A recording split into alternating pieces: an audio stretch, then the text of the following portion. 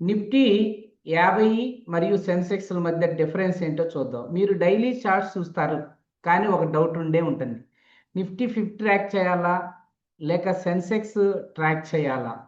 ఇప్పుడే క్లారిటీ ఇస్తాను, జాగ్రత్తగా వినండి. నిఫ్టీ 50 అంటే టాప్ 50 కంపెనీస్ ఉండే index and different sectors representation చేసేది ఎక్కువగా ఉంటుంది. అండ్ ట్రేడర్స్ ఎక్కువగా ఫాలో అవుతారు కూడా నిఫ్టీని. సెన్సెక్స్ అంటే ఏంటంటే టాప్ 30 కంపెనీస్ ఇండెక్స్, అంటే స్టేబుల్ అండ్ లెస్ వోల్టాల్. ఇన్వెస్టర్స్ ఎక్కువగా చూస్తారు. మెయిన్ డిఫరెన్స్ ఏంటంటే నిఫ్టీ ఎక్కువగా స్టాక్స్, ఎక్కువ మూమెంట్. సెన్సెక్స్ తక్కువ స్టాక్స్ అండ్ స్టేబుల్ మూమెంట్ ఉంటుంది. మీరు ఏది ట్రాక్ చేయాలి, ఇంట్రాడే ఆర్ ఆప్షన్ ట్రేడర్స్ అయితే Nifty 50 clear moves and liquidity ఉంటుంది. లాంగ్ టర్మ్ ఇన్వెస్టర్స్ అయితే సెన్సెక్స్ స్టెబిలిటీ అండ్ కన్సిస్టెన్సీ. నా యొక్క మంచి టిప్, కన్ఫ్యూజన్ అవాయిడ్ చేయాలంటే ఒక ఇండెక్స్ మీదే ఫోకస్ చేయండి.